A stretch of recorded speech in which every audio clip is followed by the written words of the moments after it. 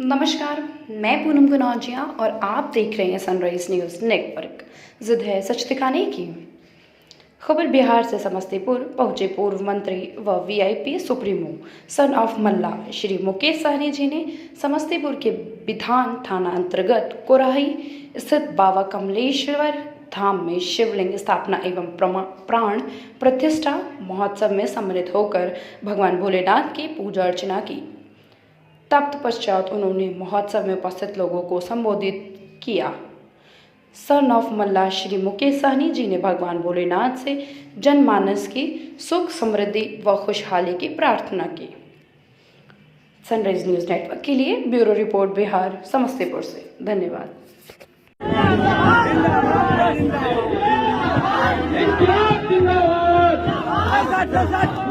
करने के लिए जा रहे हैं, चल नहीं रहे। फीता काटने के लिए वहाँ 4 कैंची की व्यवस्था की गई है।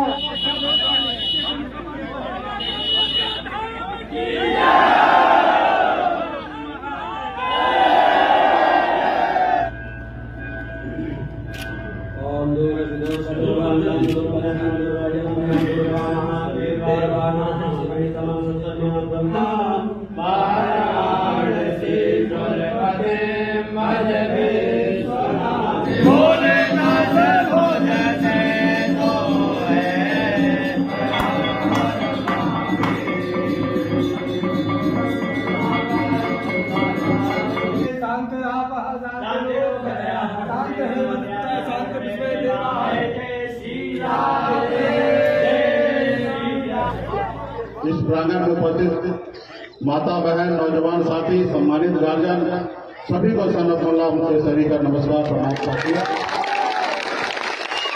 आज हम लोग भोला बाबा के दरबार में उपस्थित हुए हैं और यहाँ पे शिवलिंग का स्थापना हुआ है और हम लोग हिंदू धर्म में सनातन धर्म में जन्म लिए हैं और जब जन्म लेने के बाद जैसे होश संभाले हमारे पूर्वज ने कहा कि आप हिंदू धर्म में जन्म लिए, सनातन परिवार में जन्म लिए और हम लोग हमेशा श्रद्धा से हर देवी देवता को मानते हैं।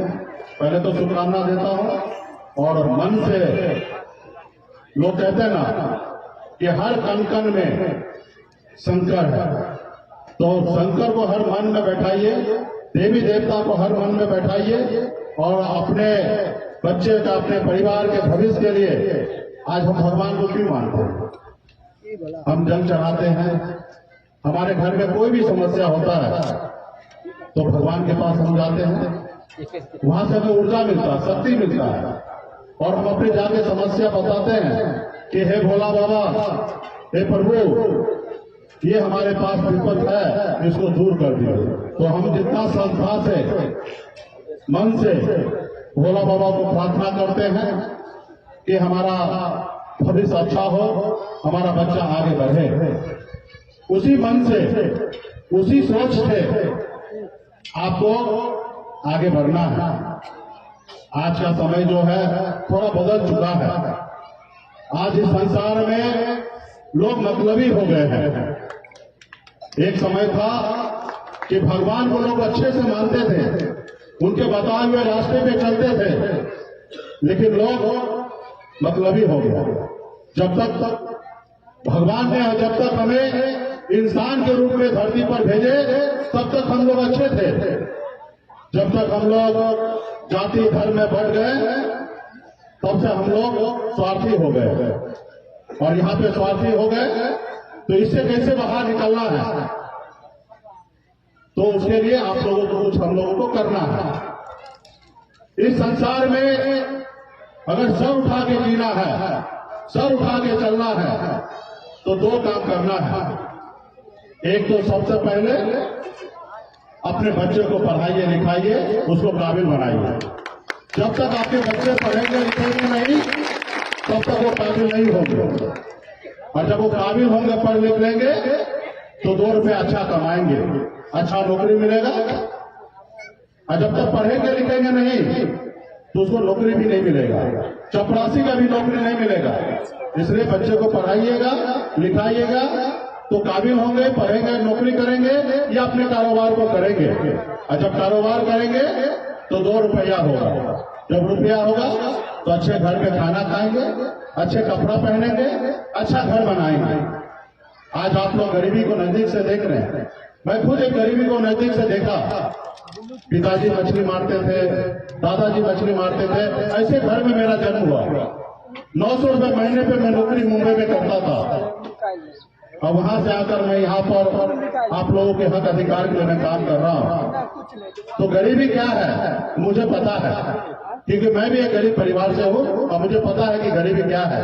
तो गरीबी से निकलने के लिए बच्चे को पढ़ाइए, लिखाइए, काबिल बनाइए और जब पैसा कमाएंगे तो आगे बढ़ेंगे, घर होगा, गाड़ी होगा, बेहतर जिंदगी जिएंगे। और जब तक पैसा नहीं होगा तो कुछ नहीं हो पाएगा। इसलिए काफी माता बहन यहाँ उपस्थित है, एक रोटी कम खाइए लेकिन बच्चे को पढ़ाइए। दूसरा अपने अधिकार के लिए जागरूक होइए। इस संसार में जब हम इंसान थे तो एक दूसरे को मदद करते थे, और जब हम जाति धर्म में बढ़ गए तब हम मतलबी हो गए, और फिर मतलबी हो गए तो लोगों के बीच में मन में विचार आ गया, सोच आ गया कि हम राजा बनेंगे। तो भैया आप राजा बनो, हमारा शुभकामना है कि आप राजा बनो, लेकिन आपके मन में ये क्यों है कि ये व्यक्ति गुलाम हमारा रहे? आप राजा बनो, लेकिन कुछ लोगों को आप गुलाम बना के रखना चाहते हो। इस आजाद भारत में आप उनका अधिकार नहीं देना चाहते हो, उनको कुछ नहीं समझना चाहते हो, तो आपके पास बहुत बड़ा ताकत है। बाबा साहब अम्बेडकर ने आपके पास वो ताकत दिए हैं, वो शक्ति दिए हैं कि आपके पास वो ताकत है कि एक देश के प्रधानमंत्री को आप चुनते हैं। वो आप कैसे चुनते हैं? आपके वोट से चुना जाता है देश के प्रधानमंत्री। राज्य के मुख्यमंत्री आपके वोट से चुना जाता है। एक विधायक, सांसद या एक मुखिया हो या एक वार्ड हो, वो आपके वोट से चुना जाता है। लेकिन क्या हो रहा है? आपका वोट और आपके वोट से वो प्रधानमंत्री बनते हैं या मुख्यमंत्री बनते हैं या विधायक बनते हैं या सांसद बनते हैं, और क्या होता है? चुनाव जीतने के बाद वो आपका मालिक बन जाते हैं। आप लोग के पीछे पीछे भागना पड़ता है। ये आज का समय है। तो इस समय में फिर आपको क्या करना है? आपको अपने लोगों को आगे बढ़ाना है। जब आपके पास वोट का ताकत है तो फिर अपने लोगों को आपको बढ़ाएंगे, और फिर जब अपने लोगों को बढ़ाएंगे तो आपका काम होगा और आपका हर समस्या का हल होगा। आपकी देश में उदाहरण को देख लीजिए, आदरणीय श्री लालू प्रसाद यादव जी आज मजबूत हुए, उनके लोग उनके साथ दिए। बिहार में 15 साल मुख्यमंत्री रहे और उन्होंने जितना हो सकता उतना काम किए, खास करके गरीब समाज के लिए। उत्तर प्रदेश में मुलायम सिंह यादव जी, बहन मायावती जी या नीतीश कुमार जी, तमाम ऐसे लोग जो गरीब है, पिछड़े समाज से आए हैं, वो हमेशा गरीब के हक अधिकार के लिए संघर्ष किए और लड़ाई लड़े हैं।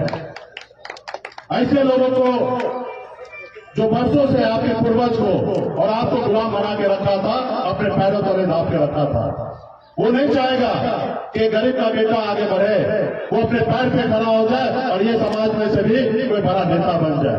हमेशा उनको परेशान करने के लिए लगा रहेगा। गीता जब का उदाहरण मेरे ऊपर देख लीजिए। मैंने एक गरीबी से लड़कर 900 रुपया महीने पे नौकरी करके पैसा कमाया। मैं बिहार में मैं जब आया तो मैंने देखा कि लोग चांद पे घर बनाने के लिए सोच रहे हैं, लेकिन हमारे लोगों के लिए इस धरती पे रहने के लिए घर नहीं है। और तब हमने निर्णय लिया कि मुंबई के ऐशो आराम जिंदगी को छोड़कर और मैं बिहार में अपने लोगों के हक अधिकार के लिए मैं लड़ाई लड़ूंगा। और मैं लड़ाई लड़ने के लिए आया तो तमाम पूरे बिहार के निषाद ने हमें साथ दिया, सहयोग किया और हमें अपना नेता माना।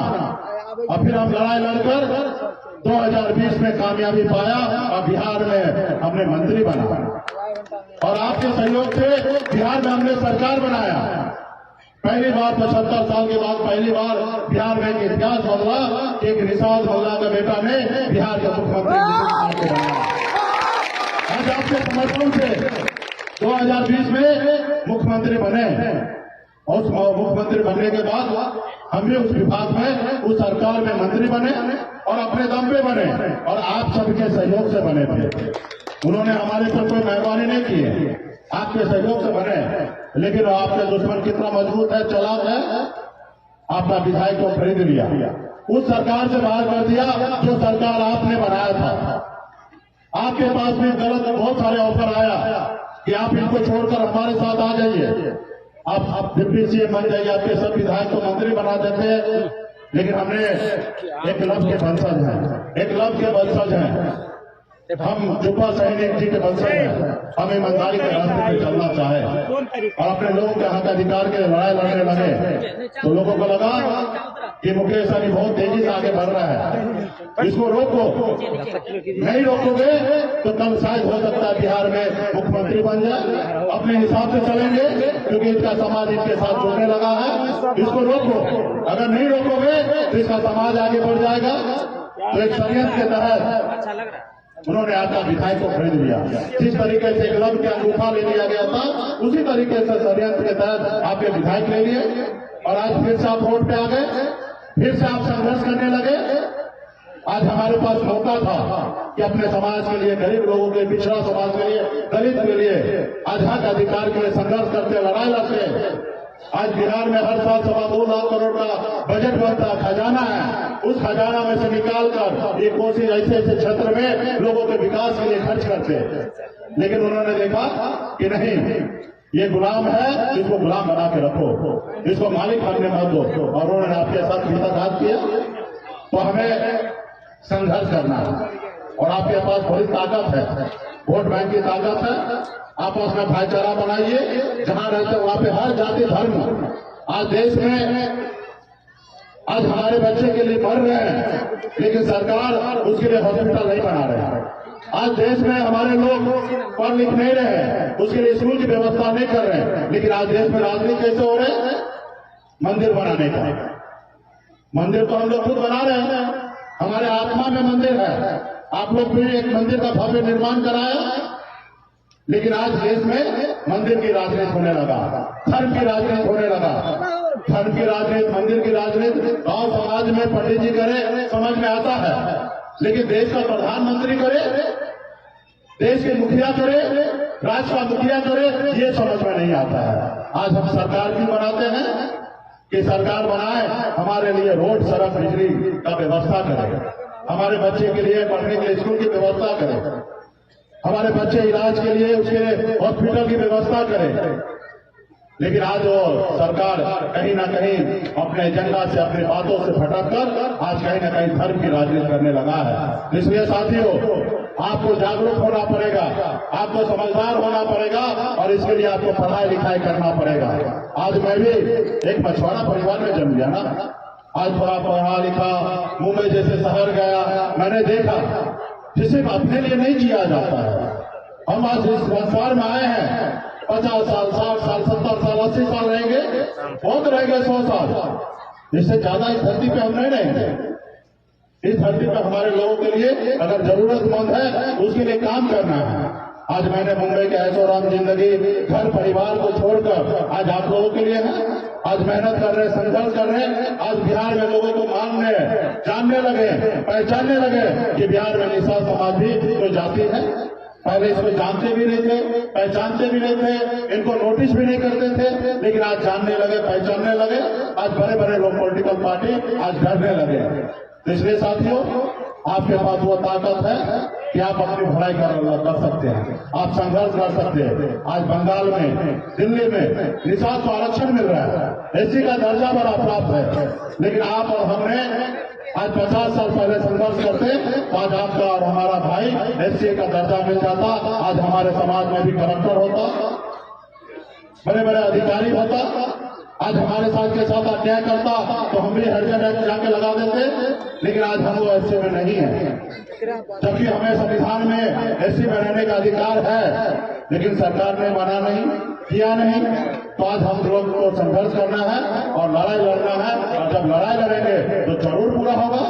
लड़ाई लड़ेंगे, सामने वाले को कहेंगे, वो करेंगे, नहीं करेंगे तो उसको बदल के उस जगह पे हम पहुंच जाएंगे और उस जगह पे पहुंचने में कोई पैसा की आवश्यकता नहीं है।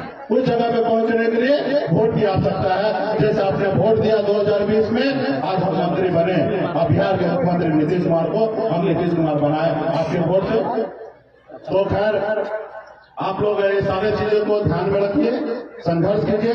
समय आएगा, बीच बीच में आप लोगों के बीच में आते रहेंगे। पार्टी के सभी कमेटी के सभी सदस्य अपने अपने तरीके से काम कीजिए और आपस में भाईचारा बनाइए। और हम लोगों को हर फूट पर लड़ाई नहीं लड़ना है।